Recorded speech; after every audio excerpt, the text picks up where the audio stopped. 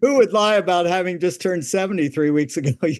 God. Happy birthday. Thank you.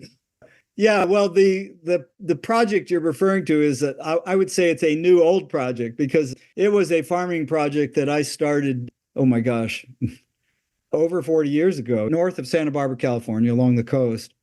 It was at the time one of the progenitors, the models of the new agrarian movement, of the sustainable agriculture movement. I don't specifically use the word regenerative for reasons that we don't have time to talk about, but at the time it was this 12 and a half acres that became surrounded by development.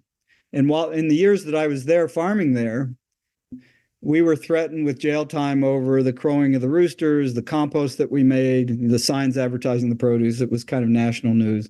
But this was a piece of land that had 30 feet of topsoil in a perfect Mediterranean growing climate. And so on that 12 and a half acres, we employed over 30 people. We produced food for 500 families. We grew about 100 different fruits and vegetables. And we ran programs. We had school buses arriving every day and workshops and things going on all the time. So it was a very active and one of the kind of the early models of this movement that we now are more aware of. Well, I formed a nonprofit organization called the Center for Urban Agriculture back in the early 80s. And that land was zoned for 52 condominiums. And during the time I was there, I was able to convince the owners to give me 1 year to try to raise the money to save that land from development. And we succeeded. And it was a staggering project, but the entire community rose up and contributed and participated. And so it became permanently protected under one of the earliest agricultural conservation easements in this country and Canada. We call them covenants in North America, which not only specified that it had to be preserved in agriculture, but what type of agriculture, that it had to be sustainable agriculture, and that that land had to be used for education. And that document is attached to the title and gives that land a voice forever.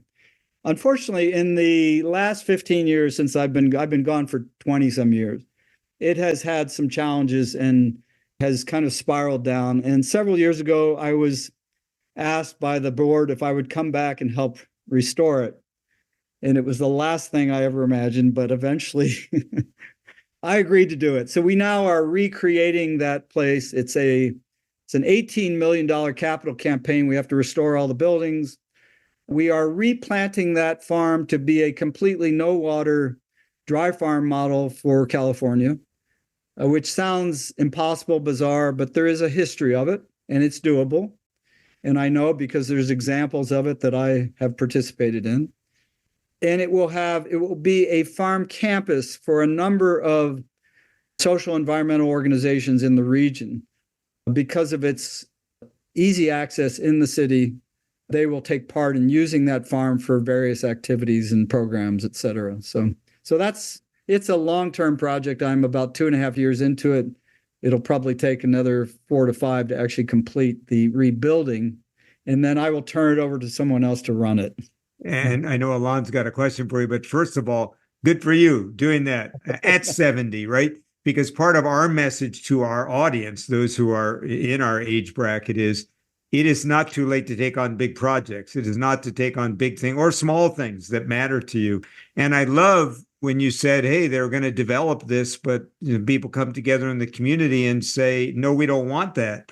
And we often think we're powerless. But if you see something in your community like that, use your power. There's a lot of other people who are concerned. And often in my book, Stepping Up, I found all it takes often is one person to raise their hand and say, wait a minute, let's get together and see if we can do something different.